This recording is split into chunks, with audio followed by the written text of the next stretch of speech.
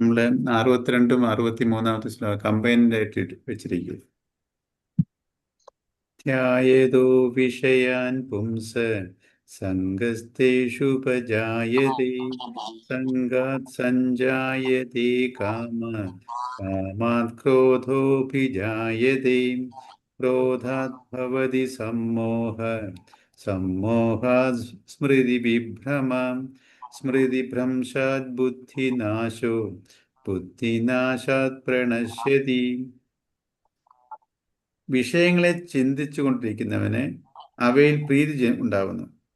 പ്രീതിയിൽ നിന്ന് കാമം ജനിക്കുന്നു. കാമത്തിൽ നിന്ന് ക്രോധം ഉത്ഭവിക്കുന്നു. ക്രോധം മൂലം ബുദ്ധിഭ്രമം ഉണ്ടാവുന്നു. ബുദ്ധിഭ്രമം മൂലം ഓർമ്മക്കേട് ഉണ്ടാവുന്നു. ഓർമ്മക്കേട് കാരണം വിവേകശക്തി നശിക്കുന്നു. വിവേകനാശം കാരണം ജീവിതനാശം ഉണ്ടായിരുന്നു. ഈ ശ്ലോകത്തിന് മുമ്പ് കഴിഞ്ഞ ശ്ലോകത്തിലെ ഉണ്ടോ, കഴിഞ്ഞ ശ്ലോകത്തെ 61 60 61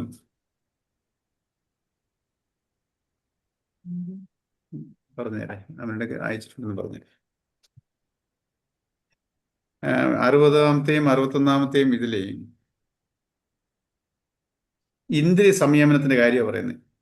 ശരിക്കും നമുക്ക് അറിഞ്ഞവർക്ക് പോലും ഇന്ദ്രിയങ്ങൾ നമ്മളെ വലിച്ചടിച്ചോണ്ട് പോകും. ആ ഈഗോയും ഈ ഇന്ദ്രിയ സംയമനം പാലിക്കാത്തവർക്ക്, ഇന്ദ്രിയങ്ങളെ നമ്മളെ മാനേജ് ചെയ്യാൻ കഴിയാത്തവർക്കുള്ള ആ ഒരു സീക്വൻസ് ഇതിൽ പറയുന്നത്. ഇന്ദ്രിയ സംയമനം പാലിച്ചവർക്ക് അവരുടെ പ്രജ്ഞസ് ചിത്തശുദ്ധി കിട്ടും. എന്നുവെച്ചാല് ഇന്ദ്രിയ സംയമനവും മനസ്സംയമനവും ഇത് രണ്ടും പ്രധാനമാണ്.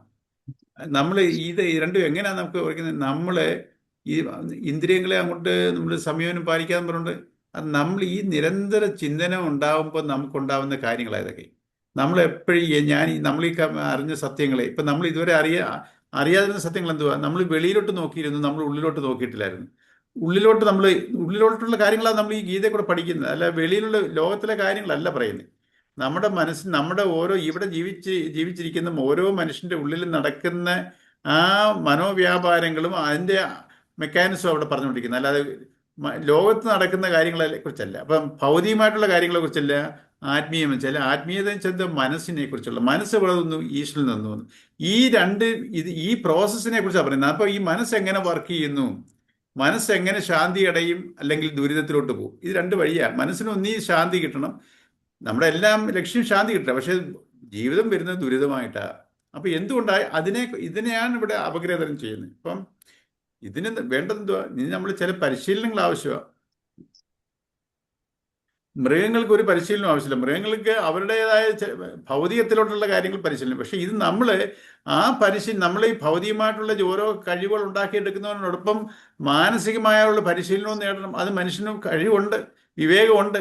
ഇതിലോട്ട് നമ്മൾ ശ്രദ്ധിക്കുന്നില്ല. നമ്മളില്ല മൃഗങ്ങളെ പോലെ വെളിയിലോട്ട് നോക്കിയിരിക്കുക. ഞാൻ എൻ്റെ ശരീരം തൊട്ട് വെളിയിലോട്ട് നോക്കി വെളിയിലെന്തോ നടക്കുന്നു അതിനനുസരിച്ച് ഞാൻ പ്രവർത്തിച്ചുകൊണ്ടിരിക്കുക. ഇതാണ് മൃഗങ്ങളും ചെയ്യുന്നത്.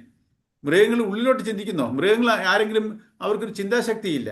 അവർ എങ്ങനെ ചെയ്യണം, നാളെ എന്തോ ചെയ്യണം, ഇങ്ങനെയൊക്കെയുള്ള മൃഗങ്ങൾക്ക് അപ്പോഴത്തേക്കുള്ള എന്ന് പറയുന്ന പോലെ നമ്മൾ ഈ ഈ വെളിയിലോട്ടുള്ള കാര്യം, ഞാൻ എന്താ ചിന്തിക്കുന്നതെന്നോ എൻ്റെ മനസ്സ് ഞാൻ ആരാണെന്നോ ഈ ഈശ്വരനൊക്കെ വെളി തേടി നടക്കുക, ഇതെല്ലാം ഉള്ളിലിരിക്കുന്ന ഒരു സംഗതിയാണ്. ഇതിനെ അറിയാതെ പോകുന്നവരുടെ അതെങ്ങനെ പോകുന്നു? അതാ ഈ ഇന്ദ്രിയങ്ങൾ. ഈ മൃഗങ്ങൾക്കും ഇങ്ങനെ തന്നെ ഇന്ദ്രിയങ്ങളിൽ കൂടെ കിട്ടുന്ന അനുഭവമാണ് അവർക്കും. നമുക്കും ഇതുപോലെ തന്നെയാണ് ഇന്ദ്രിയങ്ങളിൽ കൂടെ കിട്ടുന്ന അനുഭവങ്ങൾ. അതിൻ്റെ പുറകെ പോവുക നമ്മൾ. ഈ ഇന്ദ്രിയങ്ങളെയും മനസ്സിനെയും, കാരണം ഈ ഇന്ദ്രിയവും മനസ്സാണല്ലോ ഇതെല്ലാം അനുഭവിക്കുന്നത്. ഈ ഇന്ദ്രിയങ്ങളിൽ കൂടെ അപ്പോൾ ഇത് രണ്ടിനെയും ഞാൻ സംയമനം ചെയ്യാൻ ഞാൻ പഠിക്കണം, പഠിക്കണം വെച്ചാൽ പരിശീലിക്കണം. ആദ്യം അറിവ് നേടണം. ഈ അറിവ് നേടി അതിനെ പ്രാക്ടീസിലോട്ട് കൊണ്ടുവരണം. അല്ലാതെ നമ്മളിത് ഈ മറ്റേ ഭൗതികമായിട്ടുള്ള ഒരു സബ്ജക്റ്റ് പഠിക്കുന്ന പോലെ ആ അറിവ് കൊണ്ട് നമുക്ക് വേറെ പലതും കാര്യം. പക്ഷെ ആ അറിവുകൊണ്ട് നമ്മുടെ സ്വഭാവത്തിന് വല്ല പ്രശ്നമുണ്ടോ? സ്വഭാവത്തിന് വല്ല മാറ്റം വരുമോ? നമ്മൾ ഈ ഭൗതികമായിട്ട് എന്ത് പഠിച്ചാലും ഇവിടെ നമ്മുടെ സ്വഭാവത്തിന് വല്ല മാറ്റം വരുമോ? പക്ഷെ നമ്മുടെ ജോലിക്കും കാര്യം അതൊക്കെ ഉപകരിക്കും. പക്ഷേ എൻ്റെ സ്വഭാവം മാറാൻ ഈ പറയുന്ന കാര്യങ്ങളൊക്കെ പഠിക്കുമ്പോൾ എൻ്റെ സ്വഭാവത്തിൻ്റെ കാര്യമാണ് ഞാൻ പഠിക്കുന്നത്. ഞാൻ എങ്ങനെ ചിന്തിക്കണം, എങ്ങനെ ചിന്തിച്ച് കർമ്മം ചെയ്താൽ എനിക്ക് സ്വസ്ഥതമായിട്ട് ജീവിക്കാം, ഇതാണ് അതിനെക്കുറിച്ച് ഞാൻ അറിയണം. അത് ഉള്ളിലോട്ട് നോക്കിയാലേ കൂടുതൽ ഞാൻ ആരാണെന്ന് അറിയാതെ ഞാൻ ജീവിച്ചുകൊണ്ടിരിക്കുക. ഇപ്പം ഞാൻ ആരാണെന്ന്, എൻ്റെ യാത്ര എങ്ങോട്ടാണെന്ന് നോക്കി നമ്മൾ അറിയുന്നില്ല. നമ്മളിങ്ങനെ ജീവിച്ചങ്ങ് മരിച്ചു പോകണം എന്നുള്ള രീതി പോവുക. ഇനി ഞാൻ മരിക്കും. ഇത് രണ്ടുമൊക്കെ ശരിക്കും സൂക്ഷ്മമായി ചിന്തിച്ചാൽ ഇത് രണ്ടും നടക്കുന്നില്ല. ഈ ജനനവും ഇല്ല, മരണവും ഇല്ല. ഞാൻ ഇങ്ങനെ ഓരോ ശരീരത്തിൽക്കുള്ളിൽ പ്രകടമായി, ഞാൻ ഈ ജന്മം തന്നെ എത്രയോ ശരീരത്തിൽ കൂടി ഞാൻ പ്രകടമായി. ഞാൻ ഓരോ ശരീരങ്ങളിൽ കൂടി ഞാൻ ഇങ്ങനെ അനുഭവിച്ച് അനുഭവിച്ച് ഇങ്ങനെ മുന്നിൽ പോയിക്കൊണ്ടിരിക്കുക. സോ പുനരഭി ജനനം, പുനരഭി മരണം. അപ്പൊ ഇത് നടന്നുകൊണ്ടിരിക്കുന്നു. എനിക്ക് അവസാനം പോകേണ്ട യാത്രയിൽ ലക്ഷ്യം തിരിച്ചറിയുന്നില്ല. ഈ ലക്ഷ്യം തിരിച്ചറിയുന്നത് ഒന്നേ ഒരു ഗുരുവിൽ നിന്നോ അല്ലെങ്കിൽ ഈ ഈ ശാസ്ത്ര ഗ്രന്ഥങ്ങളിൽ കൂടെ മാത്രമേ ഉള്ളൂ. അത് നമ്മൾ പഠിച്ചിട്ടില്ല, ഗ്രഹിച്ചിട്ടില്ല. അപ്പൊ ആ ഗ്രഹിക്കുമ്പോൾ ഇത് നമ്മൾ ഈ ഗ്രഹിക്കുമ്പോഴാണ് ഈ കാര്യങ്ങളിലോട്ട് മനസ്സ് ഉറച്ചു വരുമ്പോഴാണ് എനിക്ക് ഈ ഇന്ദ്രിയ സംയമനവും മനസ്സംയമനവും ഒക്കെ ഉണ്ടാവുന്നത്. ഈ ഇന്ദ്രിയവും മനസ്സും ഒക്കെ ഇതാണ് എൻ്റെ മെയിൻ, ഈ സുഖങ്ങളാണ് എൻ്റെ മെയിൻ സുഖങ്ങളും പറഞ്ഞുകൊണ്ട് നമ്മൾ തെറ്റിദ്ധരിച്ച് പൊയ്ക്കൊണ്ടിരിക്കുക. അപ്പൊ ഇതിനകത്ത് ഞാൻ ബലാത്കാരമായിട്ട് മാറാൻ പറ്റത്തില്ല. ഇതിനെയൊക്കെ സപ്രഷൻ ചെയ്യാൻ പറ്റത്തില്ല. അത് സംയമനമല്ല, അത് സപ്രഷനാണ്, അത് അടിച്ചമർത്തല. അങ്ങനെ അടിച്ചമർത്തിയാലോ അത് പൂർവാധിക ശക്തിയോടെ തിരിച്ചു വരും അത്. അപ്പൊ നമ്മൾ ഇതിനെ എങ്ങനെ പ്രാക്ടീസ് ചെയ്യണം? അതാ നമ്മൾ ഈ നിരന്തര ചിന്തന, ഈ കാര്യങ്ങളെല്ലാം നിരന്തരം ചിന്തിക്കുമ്പോൾ നമ്മളിലുള്ള വ്യത്യാസങ്ങളുണ്ടാവും. ഇന്ദ്രിയ സംയമനവും മനസ്സംയമനവും എല്ലാം അത് ഓട്ടോമാറ്റിക്കായിട്ട് ക്രിയേറ്റ് ആവും. നമ്മളായിട്ട് ഉണ്ടാക്കിയാലോ ഇതിനെയൊന്നും ഗ്രഹിക്കാതെ ഞാൻ ഇന്ദ്രിയങ്ങളെ അങ്ങനെ എത്രയോ പേര് കാണിക്കുന്നുണ്ട്. ഓരോന്നിനെയും അതൊന്നും ഒരു ശാശ്വത പരിഹാരമേ ഇല്ല. അതിനെക്കൊണ്ട് ഇതിലോട്ട് ഈ ഒരു യാത്രയിൽ തുടരാൻ ഒക്കത്തില്ല. അതൊക്കെ നമ്മൾ കാണിക്കുന്ന വിഡ്ഢിത്തങ്ങളാണ്.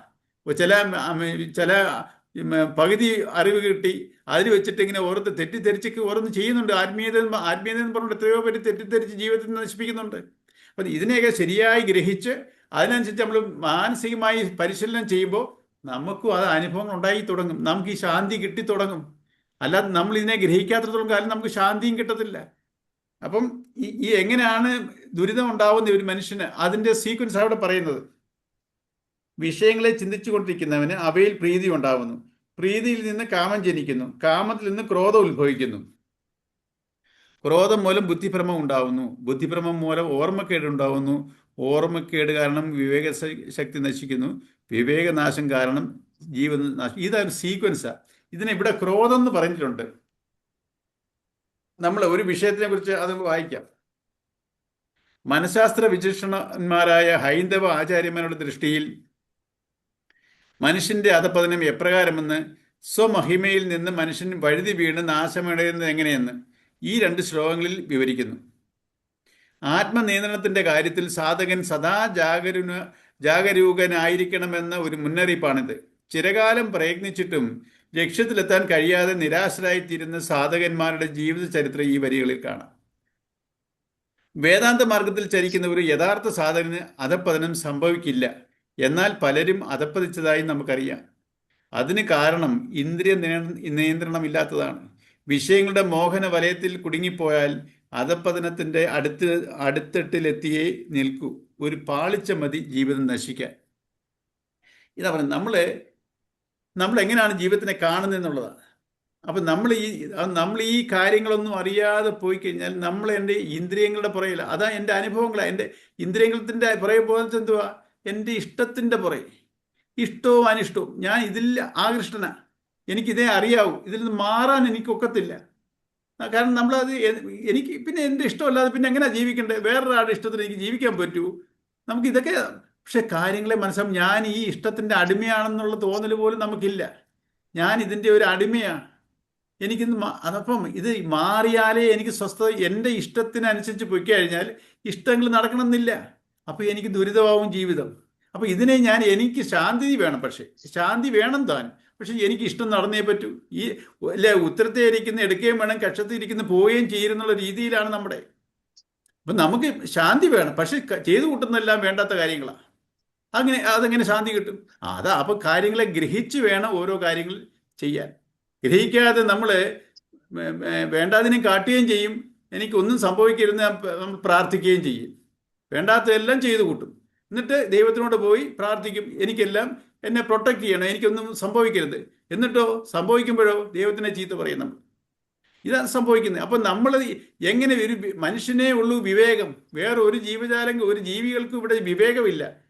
ബുദ്ധിയുണ്ട്, പക്ഷേ വിവേകമില്ല. എന്നുവെച്ചാൽ എന്തുവാ വിവേകം എന്ന് പറഞ്ഞാൽ? വിവേകം എന്ന് പറഞ്ഞാൽ എന്താ? ആ ഡിവൈൻ പവറിൽ നിന്ന് വരുന്ന ഡയറക്ഷനാണ്. എല്ലാവരിലും വിവേകം തുല്യമാണ്. അത് മൂടപ്പെട്ട് കിടക്കുന്നു. എന്തുകൊണ്ട് മൂടപ്പെട്ട് കിടക്കുന്നു? എൻ്റെ തന്നെ വാസന. ഈ വാസനയാണ് ഇന്ദ്രിയങ്ങൾ വഴി ഞാൻ അനുഭവിച്ചുകൊണ്ടിരിക്കുന്നത്. അതിന്റെ പുറകെ പോകുമ്പോൾ ഉണ്ടാകുന്നതിന്റെ നാശത്തിനെ കുറിച്ച് അവിടെ പറയുന്നത്. അതാ വേദാന്ത മാർഗത്തിൽ ചരിക്കുന്ന ഒരു യഥാർത്ഥ സാധകന് അതപ്പോൾ അതിന് സംഭവിക്കില്ല. ശരിക്കും നമ്മൾ ഈ സ്പിരിച്വൽ ലൈനിലോട്ട് ശരിക്കും പോയി കഴിഞ്ഞാൽ അതപ്പോൾ അതിന് സംഭവിക്കും. എത്രയോ പേര് അതപ്പച്ചായിട്ട് കാണാം. ഓരോ ഈ സ്പിരിച്വൽ ലൈനായിട്ടുള്ള ഓരോ ഗുരുക്കന്മാർ എന്തെല്ലാം കാട്ടിക്കൂട്ടി എന്തെല്ലാം പ്രശ്നങ്ങളിൽ ചെന്ന് ചാടിയേക്കുന്നു. എന്നാൽ പലരും അതപ്പതിച്ചായി നമുക്കറിയാം. അതിന് കാരണം ഇന്ദ്രിയ നിയന്ത്രണമില്ലായ്മയാണ്. വിഷയങ്ങളുടെ മോഹനവലയത്തിൽ കുടുങ്ങിപ്പോയാൽ അധപ്പതനത്തിന്റെ അടുത്ത തട്ടിലെത്തിയേ നിൽക്കൂ. ഒരു പാളിച്ച മതി ജീവൻ നശിക്കും. ഇല്ലേ സ്നേക്ക് ആൻഡ് ലാഡറിന്റെ കൂട്ട നമ്മളിങ്ങനെ പോയി ഇങ്ങനെ അവസാനം ഒരു ഇത് മതി തീരത്ത് താഴെ വീഴാൻ. അതുകൊണ്ട് ഈ സ്പിരിച്വൽ ലൈഫിനെ, ഈ യാത്രയെ, ജേണിയെ പറയുന്നത് ഒരു ഷാർപ്പ് എഡ്ജ് നൈഫിൽ കൂടെ നമ്മൾ നടക്കുന്നതിന് തുല്യമാണ്. അത്രയ്ക്ക് പ്രയാസം ചെയ്ത് മനസ്സിന്റെ കാര്യമാണ്. മനസ്സിങ്ങനെ ചഞ്ചലമായപ്പോഴും അതിനെ നമ്മൾ ഈ നിരന്തര ചിന്തനത്തിൽ കൂടെ വേണം, നമ്മൾ ഈ മനസ്സിനെ പരിശീലിപ്പെടുത്തി കൂടെ വേണം അതിന് നേരെ കൊണ്ടുവരാൻ. പരിശീലിച്ചില്ലെങ്കിലോ എനിക്ക് എപ്പോഴും ദുരിതം വെച്ചാൽ എന്തുവാ, മനസ്സ് എപ്പോഴും ചഞ്ചലമാണ്. ഇവിടെ ഒന്ന് നിൽക്കും, പിന്നെ മാറും, അങ്ങോട്ട് മാറും, ഇങ്ങോട്ട് മാറും. എനിക്ക് ഒരിക്കലും എനിക്ക് സ്വസ്ഥത കിട്ടത്തില്ല. ഇതിനകത്തിലെ ഒരു വിഷയങ്ങളെ കുറിച്ച് അപ്പോൾ അതിൻ്റെ ഒരു സീക്രട്സ് ഇവിടെ പറയാം. നാശഗർത്തത്തിലേക്കുള്ള കോണിപ്പടികൾ ഇവിടെ വരച്ചു കാണിക്കുന്നു. പതിതരായ നമുക്ക് പതന കാരണം ഗ്രഹിക്കാനും. പതിതരായ നോക്കുന്നത് നമ്മൾ വീഴുന്നവരാ. ഇല്ല, കുഞ്ഞ് നടക്കാൻ പഠിക്കുന്നവരാ. കുഞ്ഞ് ജനിച്ചു കഴിഞ്ഞാൽ ആദ്യമേ അങ്ങ് നടന്നങ്ങ് പോവോ? അത് വീണ് പിന്നെ അത് നടക്കാൻ പഠിക്കുന്നു എന്ന് പറഞ്ഞാൽ പതിതരായ നമ്മൾ വീതം ബാധ്യസ്ഥരായ നമുക്ക് പതന കാരണം ഗ്രഹിക്കാനും ആത്മമഹിമയിൽ തിരിച്ചെത്താനും ഇത് ഉപകരിക്കും. അപ്പൊ നമ്മൾ ഈ കാര്യങ്ങളെ ഗ്രഹിക്കണം. അപ്പൊ എവിടെ നിന്ന് കിട്ടും ഈ കാര്യങ്ങളെല്ലാം? വെളിയിൽ നിന്ന് കിട്ടുമോ? ഇതെല്ലാം നമ്മുടെ ശാസ്ത്രങ്ങളിൽ കൂടെ കിട്ടത്തുള്ളൂ. തെറ്റായ സങ്കല്പമാണ് അനർത്ഥത്തിന്റെ തുടക്കം. നമുക്ക് എപ്പോഴും അറിയാം, നമ്മുടെ ലൈഫിനെ കുറിച്ച് നമ്മളിങ്ങനെ സങ്കല്പിച്ചു കൂട്ടും, നടക്കുന്നതോ വേറെ ഡയറക്ഷനിലായിരിക്കും. ഇതാണ് നമ്മുടെ പ്രശ്നം. നമ്മൾ വിചാരിക്കുന്ന പോലെ അല്ല കാര്യങ്ങൾ പോകുന്നത്. വിചാരിക്കുന്ന പോലെ കാര്യങ്ങൾ പോയിരുന്നെങ്കിൽ ഇവിടെ പ്രശ്നമേ ഇല്ലല്ലോ. എല്ലാവർക്കും ശാന്തിയല്ലേ. നമ്മൾ വിചാരിക്കുന്ന ഒരു ഡയറക്ഷനിൽ സംഭവിക്കുന്നത് വേറെ. പക്ഷെ ഇതിനെ നമുക്ക് അക്സെപ്റ്റ് ചെയ്യാൻ നമുക്ക് പ്രയാസമാണ്. ഞാൻ വിചാരിച്ച പോലെ കാര്യം നടക്കണം, നടന്നാലേ ഉള്ളൂ എനിക്ക് സമ്മാനം. വിചാരിച്ച പോലെ കാര്യം നടന്നാലോ പിന്നെ അതിൻ്റെ അപ്പുറത്ത് ആഗ്രഹിക്കും, അതും നടക്കണം. ഈ ആഗ്രഹങ്ങൾ ഇങ്ങനെ കൂടിക്കൊണ്ടിരിക്കുക. ആഗ്രഹങ്ങളെല്ലാം സാധിച്ച് പോയിക്കൊണ്ടിരുന്നാൽ ഇവിടെ എല്ലാവർക്കും ഒരു പ്രശ്നവും ഇല്ല. അതങ്ങനെ നടക്കുമോ? നടക്കത്തില്ല. അതെന്തുപോലെ ഈ ഒരു കടലിലെ ഭയങ്കര തിരമാലകൾ, കടലിന്റെ സ്വഭാവം എന്തുവാ? തിരമാലകൾ വരിക എന്നുള്ളതാണ്. ഈ കടലിലൊക്കെ ഒന്ന് ശാന്തമായിട്ട് വേണം എനിക്ക് കുളിക്കാൻ വെച്ചാൽ ജന്മത്തിൽ കുളിക്കാൻ പറ്റുമോ കടലിൽ? കടലിന്റെ സ്വഭാവം അതാ. എന്ന് പറഞ്ഞാൽ ജീവിതത്തിന്റെ സ്വഭാവമാണ് ഈ പ്രശ്നങ്ങൾ വരിക. കാരണം എന്താ? ഞാൻ കൊണ്ടുവന്നിരിക്കുക ആ പ്രശ്നങ്ങൾ. എവിടുന്ന്? കാർമിക് എഫക്റ്റ്, കർമ്മഫലം. ഞാൻ ചെയ്തു കൂട്ടിയ കർമ്മഫലം ഞാൻ കൊണ്ടുവന്നിരിക്കുക അനുഭവിക്കാൻ. ഞാൻ തന്നെ ഉണ്ടാക്കിയത്, വേറെ ആരും ഉണ്ടാക്കിയതല്ല. നമ്മൾ വിചാരിക്കുന്നതുവാ ദൈവം എന്നെ പരീക്ഷിക്കുക, ദൈവം എനിക്ക് ഇങ്ങനെ തന്നിരിക്കുക. എത്രയോ പേര് ദൈവം പണക്കാരുടെ കൂടെ, പാവങ്ങളുടെ കൂടെ അല്ല. നമ്മൾ ഇതൊക്കെ ഓരോ ജസ്റ്റിഫിക്കേഷനാണ്. അവരവർ കൊണ്ടുവന്ന് കർമ്മഫലം അനുഭവിക്കുന്നു. അതിന് നമ്മൾ ദൈവത്തിനെ കുറ്റം പറഞ്ഞിട്ട് കാര്യമുണ്ടോ? അപ്പം നമ്മൾ എന്തുകൊണ്ട് ഈ കർമ്മഫലം എന്ന് വെച്ചാൽ ഈ ഇന്ദ്രിയങ്ങളിൽ കൂടെ ഞാൻ ചെയ്ത കർമ്മങ്ങൾ, ഇന്ദ്രിയ സുഖത്തിന് വേണ്ടി ഞാൻ ചെയ്തു കൂട്ടിയ കർമ്മങ്ങൾ, അതിൻ്റെ ഫലം എനിക്ക് തിരിച്ചു വരിക. ഞാൻ ഓരോന്നും വേണ്ടാത്തതൊക്കെ ചെയ്തു കൂട്ടിയിട്ടുണ്ട്. അപ്പോൾ അതിൻ്റെയൊക്കെ ഫലം തിരിച്ചു വന്നേ പറ്റൂ. ആ ഫലം അനുഭവിക്കാൻ ഞാൻ ബാധ്യസ്ഥനാണ്. അപ്പോൾ ഈ ഫലം അനുഭവിക്കുമ്പോൾ, പക്ഷെ മനുഷ്യന്മത്തിൽ വരുമ്പോൾ മാത്രം ഇതിനകത്ത് നിന്ന് മുക്തി നേടാം. ഇതിനകത്ത് നമുക്കൊരു മാറ്റം, സ്വാതന്ത്ര്യം കിട്ടും. പക്ഷെ നമ്മൾ ഈ സ്വാതന്ത്ര്യം കുറിച്ച് അറിയുന്നില്ല. ഞാൻ എൻ്റെ ഇഷ്ടത്തിനനുസരിച്ച് എൻ്റെ ഇഷ്ടങ്ങൾ സാധിക്കുമ്പോഴാണ് എനിക്ക് സ്വാതന്ത്ര്യം എന്നാണ് വിചാരിക്കുന്നത്. ഞാൻ എൻ്റെ ഇഷ്ടത്തിനനുസരിച്ച് ജീവിക്കണം, അതാണ് എൻ്റെ സ്വാതന്ത്ര്യം. ഇതൊരു തെറ്റായ കൺസെപ്റ്റായത്. ഞാൻ ധാർമ്മിക വേയിൽ വേണം ജീവിക്കാൻ, അല്ലാതെ എൻ്റെ ഇഷ്ടത്തിനനുസരിച്ച് ജീവിച്ചാൽ, ഇങ്ങനെ ഓരോരുത്തരും അവരവരുടെ ഇഷ്ടത്തിന് ജീവിച്ചാൽ ഇവിടെ എന്തൊരു കയോസായിരിക്കും. അപ്പം നമ്മൾ മനുഷ്യന് മാത്രമേ മാറി ചിന്തിക്കാനുള്ള കഴിവുള്ളൂ. പക്ഷെ നമ്മൾ മാറി ചിന്തിക്കുന്നോ? നമുക്ക് മാറി ചിന്തിക്കാൻ അറിയത്തില്ല. അങ്ങനെ ആരും പറഞ്ഞു തന്നില്ല എങ്ങനെ ചിന്തിക്കണം. എന്തോ മാറി ചിന്തിക്കാനാ? എൻ്റെ ജീവിതം ഇങ്ങനെ, എനിക്ക് വന്നേക്കുന്നത് ഇതാ, ഞാൻ അങ്ങനെ ചെയ്യും. നമുക്ക് ജസ്റ്റിഫിക്കേഷൻ ഉണ്ട്. പക്ഷെ ഇതെല്ലാം പഠിച്ചു കഴിയുമ്പോൾ മനസ്സിലാവും നമുക്ക് നമ്മുടെ വേറൊരു ആസ്പെക്ട്, ലൈഫിന് ഒരു ആസ്പെക്ട് ഉണ്ടെന്നുള്ള കാര്യം മനുഷ്യന് മനസ്സിലാവുന്നുണ്ട്.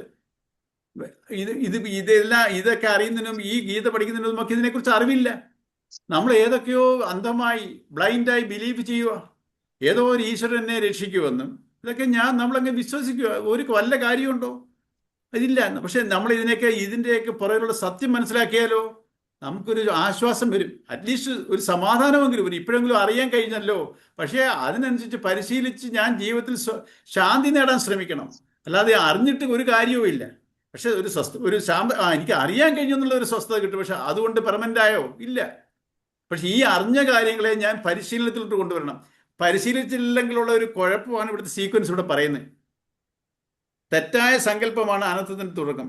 ചിന്തയ്ക്ക് വലിയ ശക്തിയുണ്ട്. നമ്മെ അനുഗ്രഹിക്കാനോ നിഗ്രഹിക്കാനോ അതിന് കഴിയും. ശരിയായ ചിന്ത ആത്മശ്രേയസിനും തെറ്റായ ചിന്ത ആത്മനാശത്തിനും വഴിയൊരുക്കുന്നു. എന്തുവാ ശരിയായ ചിന്തയും തെറ്റായ ചിന്തയും? നമ്മൾ ശരിയായ ചിന്ത ആത്മശ്രേയസിനും, ആത്മാവിനെ ഉയർത്തും.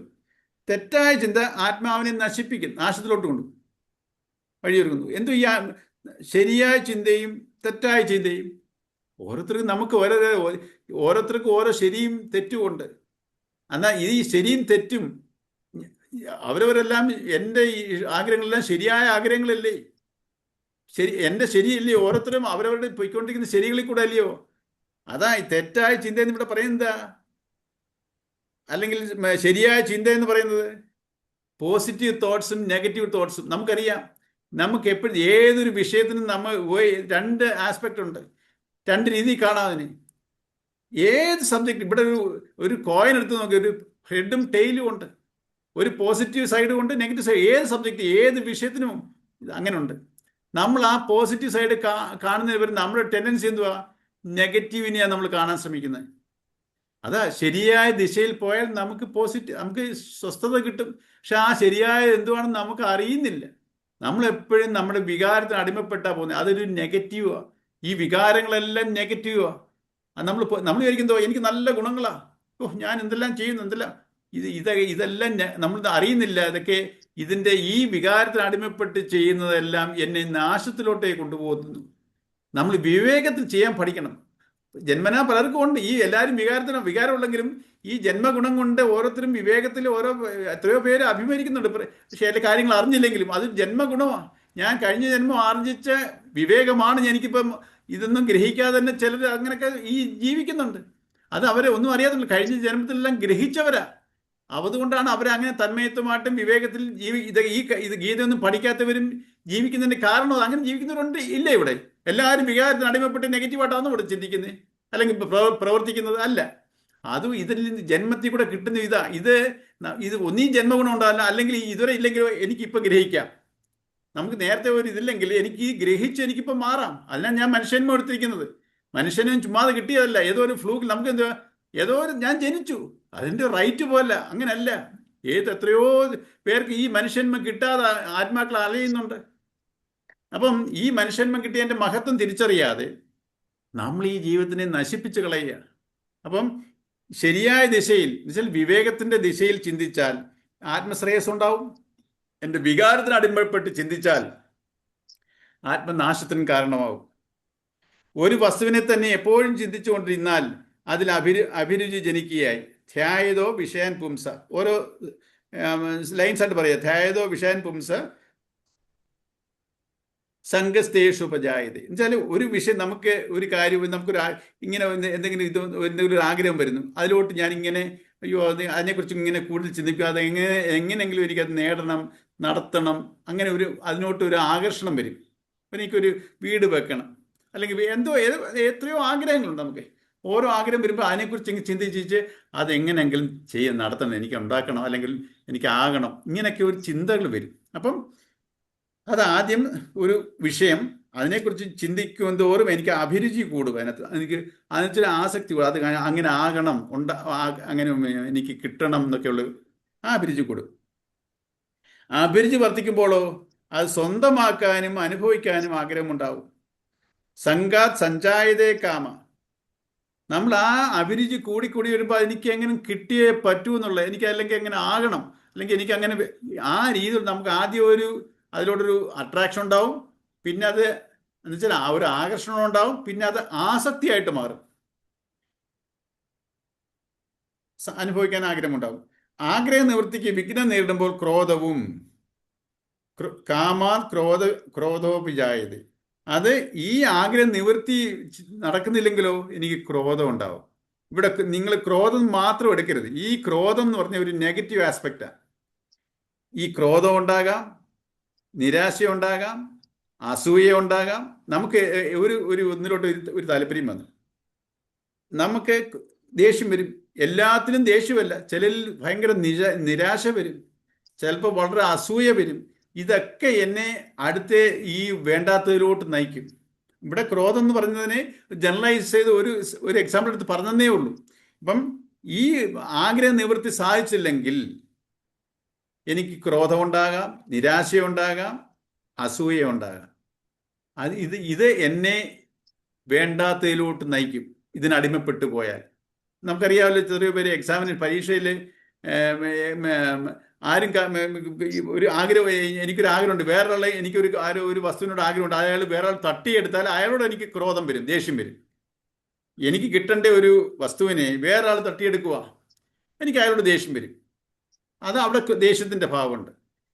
ഞാൻ ഒരു എക്സാമിനേഷൻ എഴുതി, അത് ജോലി കിട്ടിയാൽ പറ്റുമല്ലെങ്കിൽ ഭയങ്കര അത് കിട്ടണം, പക്ഷെ നമ്മൾ ഫെയിലാവുന്നു, നമുക്ക് ഭയങ്കര നിരാശ വരും. അപ്പോഴേ നമ്മൾ കണ്ടിട്ട് എത്രയോ പേര് സൂയിസൈഡ് ചെയ്യുന്നു. ചിലപ്പോഴോ ചില ആഗ്രഹം ഇരിക്കുമ്പോൾ എനിക്ക് ആഗ്രഹം, പക്ഷെ വേറൊരാൾക്ക് ഈ അതേ ആഗ്രഹം വേറൊരാൾ സാധിക്കുമ്പോഴേ അയാൾക്ക് ഭയങ്കര ഡെവലപ്മെന്റ്. പക്ഷെ നമ്മൾ വേറൊരാൾ പണക്കാരനാവുന്നു, എൻ്റെ അതേ കപ്പാസിറ്റി എന്നെക്കാട്ടി കഴിവില്ലാത്ത ഒരാളാണ്, പക്ഷെ ഭയങ്കര പണം വരുന്നു. അപ്പം നമുക്ക് അയാളുടെ അസൂയ ഉണ്ടാവും. ഇങ്ങനെയുള്ള നെഗറ്റീവ് കാര്യങ്ങളെല്ലാം ഇതിൽ പെടും. അപ്പം നമ്മൾ ഏതൊരു വിഷയത്തിൽ നിന്ന് ആ വിഷയം ആ വിഷയത്തോട് ആദ്യം എനിക്കൊരു ആകർഷണം വരും, പിന്നെ ഒരു ആസക്തിയാവും. അത് നടന്നോ അല്ലെങ്കിൽ അതിനെ വെച്ചിട്ട് ആ ആസക്തിയിൽ നിന്ന് എനിക്ക് ക്രോധം വരാം, നിരാശ വരാം, അസൂയ വരാം. ഇങ്ങനെയുള്ള നെഗറ്റീവ് എമോഷൻസ് ഡെവലപ്പ് ആകാം.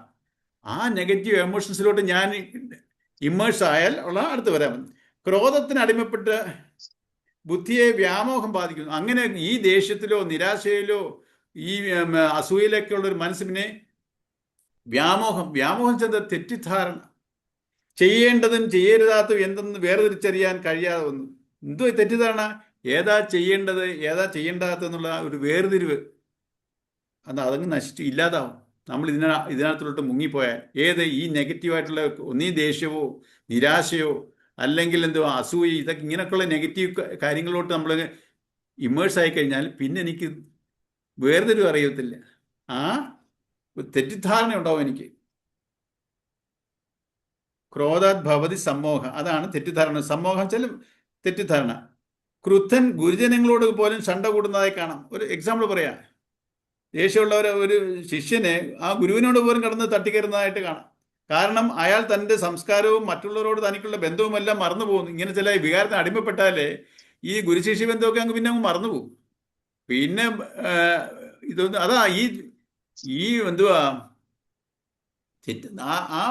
ഞാൻ അതിലോട്ട് ഇമ്മേഴ്സ് ആയി കഴിഞ്ഞാൽ അടുത്ത സ്റ്റെപ്പാ പറഞ്ഞു, പിന്നെ വേർതിരിവില്ല, തിരിച്ചറിവിങ്ങ് നഷ്ടപ്പെട്ടു.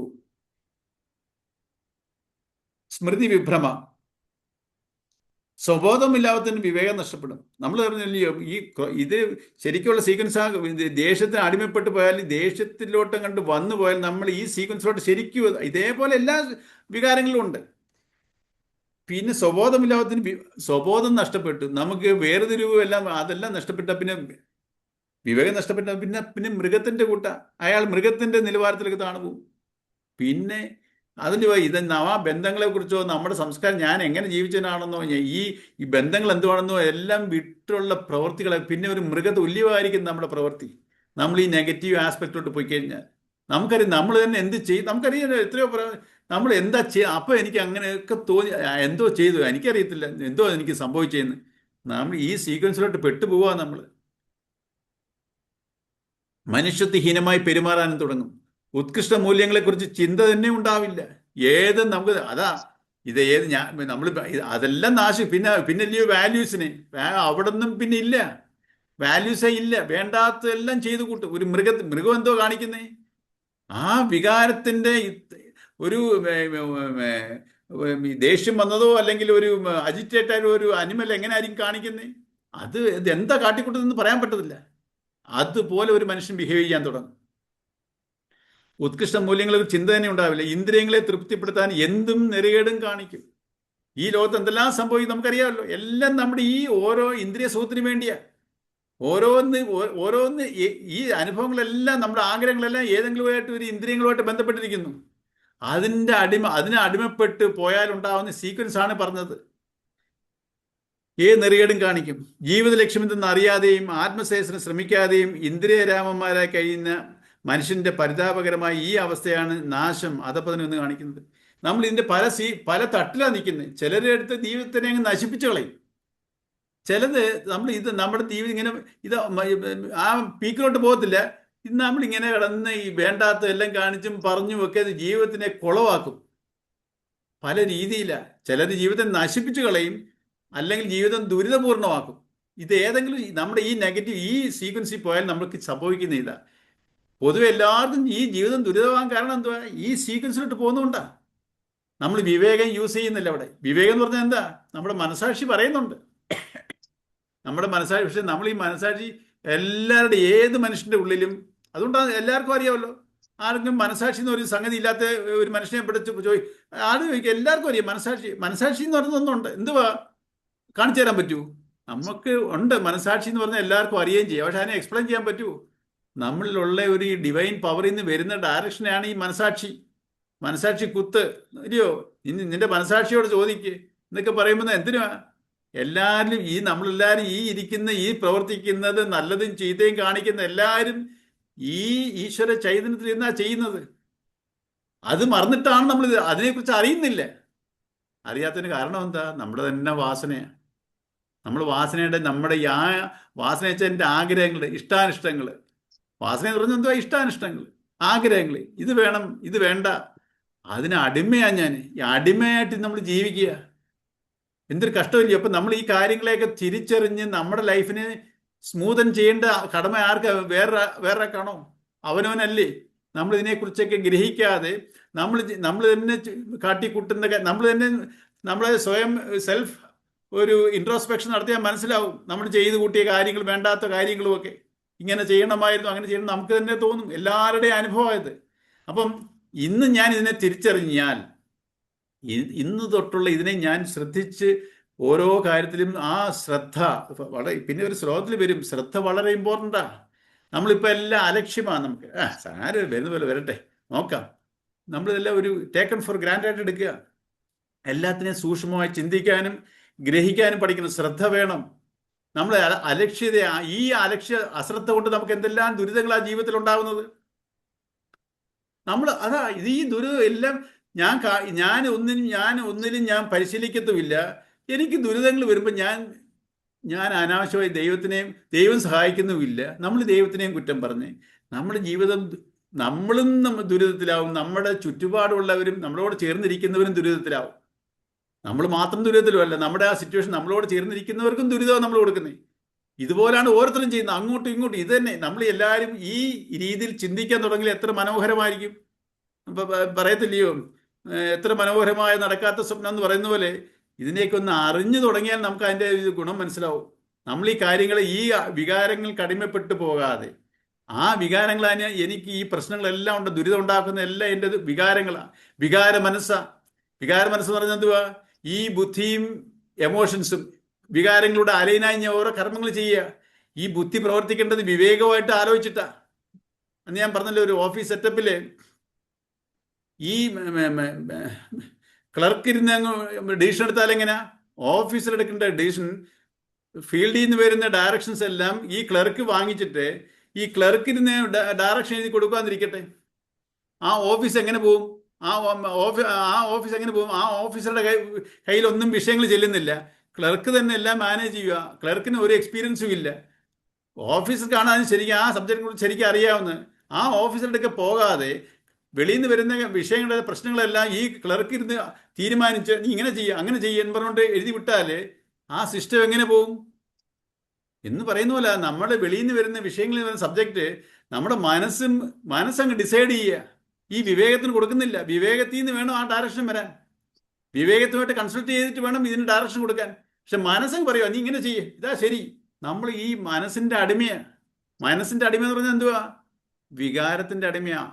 എമോഷണൽ മൈൻഡിലാണ് നമ്മളിപ്പോൾ എല്ലാ കർമ്മങ്ങളും ചെയ്തുകൊണ്ടിരിക്കുന്നത്. ഇതിനെ നമ്മൾ മനസ്സിലാക്കണം. ഈ എമോഷൻസ് അടിമപ്പെട്ടു പോയാൽ എൻ്റെ എൻ്റെ അത് കണ്ടിന്യൂസ് ആയിട്ട് ഞാൻ അങ്ങനെ ചെയ്തുകൊണ്ടിരുന്നാൽ എൻ്റെ ബുദ്ധി നശിച്ചു പോകും. പിന്നെ എനിക്ക് അതാ എത്ര പ്രയാസം അറിയോ, ജീവിതത്തിന് താഴെ വീണു നശിച്ചു പോകും.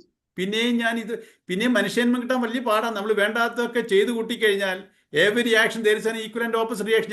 ഞാൻ ചെയ്തു കൂട്ടുന്ന കർമ്മത്തിന്റെ ഫലമെല്ലാം ഞാൻ അനുഭവിച്ചേ പറ്റൂ. അത് ഈ ജന്മത്തിൽ അല്ലെങ്കിൽ അടുത്ത ജന്മത്തിൽ. നമ്മൾക്ക് അതിൽ നിന്ന് ഒളിച്ചോടാൻ സാധിക്കില്ല. നമുക്ക് ഈ സൂയിസൈഡ്, പലരും എന്താ സൂയിസൈഡ് ചെയ്യുന്നത്, എനിക്കിങ്ങനെ ജീവിക്കാൻ പറ്റത്തില്ല, അങ്ങനെ ജീവിക്കാൻ ഒക്കത്തില്ല, ഞാൻ സൂയിസൈഡ് ചെയ്യും. സൂയിസൈഡ് ചെയ്ത് അവർ അതിന് എസ്കേപ്പ് ആവുമെന്ന് വിചാരിക്കണോ? തിരിച്ചും അതേ സിറ്റുവേഷനിൽ വരും അവർ. അത് അണ്ടർഗോ ചെയ്യാതെ ഒരാൾക്കും കടന്നു പോകാൻ പറ്റത്തില്ല. നമ്മളിങ്ങനെ നമ്മൾ തന്നെയാണ് നമ്മുടെ നാശത്തിനെ വരുത്തി വെക്കുന്നത്. പക്ഷെ മനുഷ്യന്മത്തിൽ കിട്ടിയിട്ട് ഇതൊന്നും തിരിച്ചറിയാതെ പോയി കഴിഞ്ഞാൽ ഞാനിങ്ങനെ പുനരഭിജനനം പുനരഭിമരണം ഇതിൽ കടന്ന് കറങ്ങും. അതേസമയത്ത് നമ്മുടെ ജന്മത്തിനെ ഉയർത്താം. ഈ കാര്യങ്ങളെയൊക്കെ ഗ്രഹിച്ച് പ്രാക്ടീസ് ചെയ്ത് കഴിഞ്ഞാൽ നമുക്ക് നമ്മുടെ ജന്മത്തിനെ ഉയർത്താം. അതിൽ പരമാർത്ഥമാണ്. അത് കൃഷ്ണൻ പറയുവാണ്, ആത്മസംയമനവും ഇന്ദ്രിയ സംയമനവും എന്നുവെച്ചാൽ മനസ്സംയമനവും ഇന്ദ്രിയ സംയമനവും ഉള്ളവന് സ്ഥിരമായ, നേരത്തെ ശ്ലോകത്തിൽ പറഞ്ഞല്ലോ, ശാന്തി സുഖം കിട്ടും. ഇല്ലാത്തവന്റെ ഒരു കേസ് പറയുകയാണ് ഇവിടെ. നമ്മൾ ഈ വികാരത്തിന് അടിമപ്പെട്ട് ജീവിക്കുന്നവരുടെ ഒരു നാശം വെച്ചാൽ ജീവിതം ദുരിതമാകുന്നു. അതിന്റെ ഒരു സീക്വൻസ് അവിടെ പറഞ്ഞത്. ഈ ക്രോധം മാത്രം എടുക്കരുത്. അത് നെഗറ്റീവായിട്ടുള്ള ഏത് ഇതിലോട്ടും ആകാം. ഒരു ആഗ്രഹം നടക്കുന്നു, എനിക്കൊരു ആഗ്രഹം ജനിക്കുന്നു, അത് നടന്നില്ലെങ്കിൽ എനിക്ക് നിരാശ ഉണ്ടാകാം, ചിലപ്പോൾ എനിക്ക് അസൂയ ഉണ്ടാകാം, ദേഷ്യം ഉണ്ടാകാം. ഇതിനൊക്കെ ഞാൻ അടിമപ്പെട്ടു പോയാൽ എൻ്റെ ജീവിതം എൻ്റെ ജീവിതം എനിക്ക് ദുരിതമാക്കി തീർക്കാം. ഇപ്പം നമ്മൾ ഇതിനെല്ലാം നമ്മുടെ ഒരു പോസിറ്റീവ്, നമ്മൾ പോസിറ്റീവ് ആയത് ഏതിനെയും നമുക്ക് രണ്ട് വശമുണ്ട്, നെഗറ്റീവ് ഉണ്ട്, പോസിറ്റീവ് ഉണ്ട്. എന്നിലൊരു വിവേകമുണ്ട്, ഒരു വികാരവും ഉണ്ട്. ഞാൻ ഈ വികാരത്തിന് അടിമപ്പെട്ടു പോയാൽ എപ്പോഴും അത് ബി പോസിറ്റീവ് എന്ന് പറയുന്നതിന്റെ കാരണം എന്താ? നമ്മൾ ചുമ്മാ അത് വെറും ഒരു വേർഡായിട്ട് യൂസ് ചെയ്യുന്നു, ബി പോസിറ്റീവ്. നമ്മളെല്ലാവരും പറയും, നമ്മൾ പക്ഷെ അങ്ങനെ കാണത്തുമില്ല. പറയാൻ എളുപ്പം ഇതൊക്കെ പറഞ്ഞു നടക്കാൻ നമുക്ക്. പക്ഷേ പ്രാവർത്തികത്തിൽ കൊണ്ടുവരാൻ ഞാൻ അതിന് പ്രയത്നം ചെയ്തേ പറ്റൂ. ഓട്ടോമാറ്റിക്കായിട്ട് സംഭവിക്കുന്ന ഒരു ഇതല്ലത്. നമ്മൾ അതിന് വേണ്ടി പ്രയത്നിക്കണം. പ്രയത്നിച്ചാൽ ഇതിന് നമുക്ക് തീർച്ചയായിട്ടും നമുക്ക് സ്വസ്ഥതയും സമാധാനം ജീവിതത്തിൽ ഉണ്ടാവും.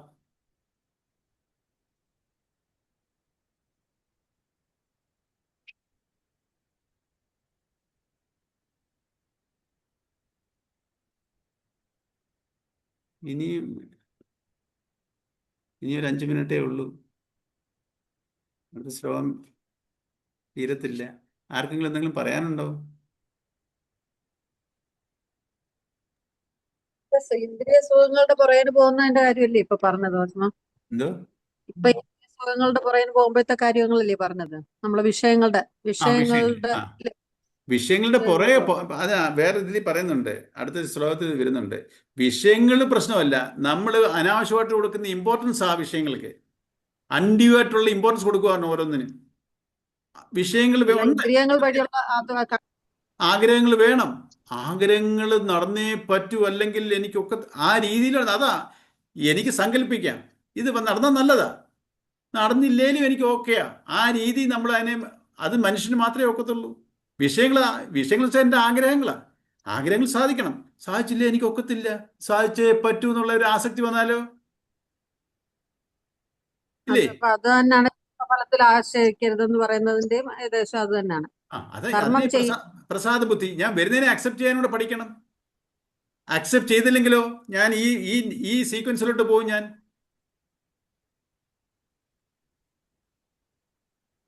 വിഷയങ്ങൾ എന്ന് പറഞ്ഞാൽ ആഗ്രഹങ്ങളല്ലേ?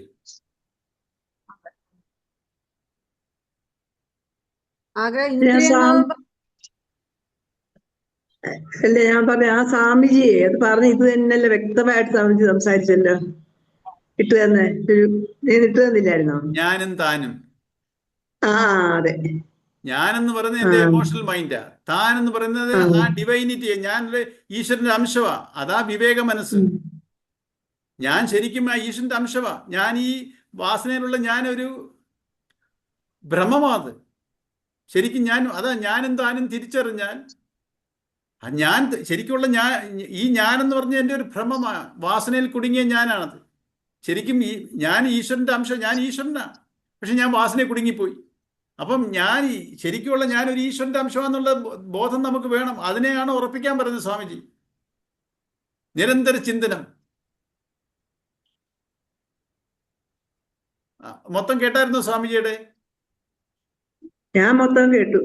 എന്താ പറയാ, എനിക്ക് 2 പ്രാവശ്യം കേട്ടു. എനിക്ക് ഇഷ്ടപ്പെട്ടത് സംസാരം ലേഖ ചേച്ചി കേട്ടായിരുന്നോ അത്? വ്യക്തമാക്കി.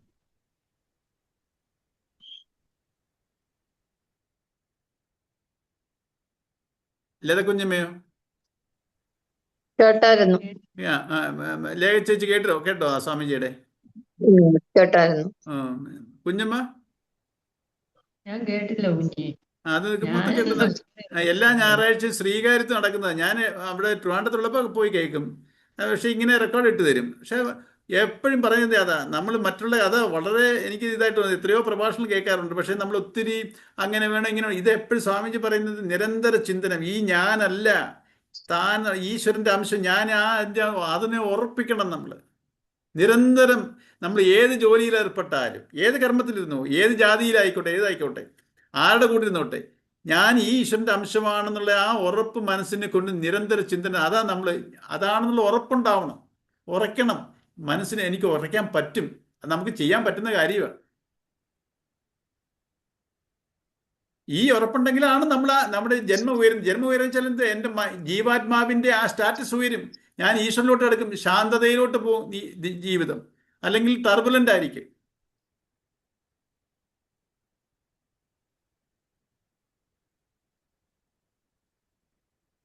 ശരി, നമുക്ക് നാളെ കാണാം.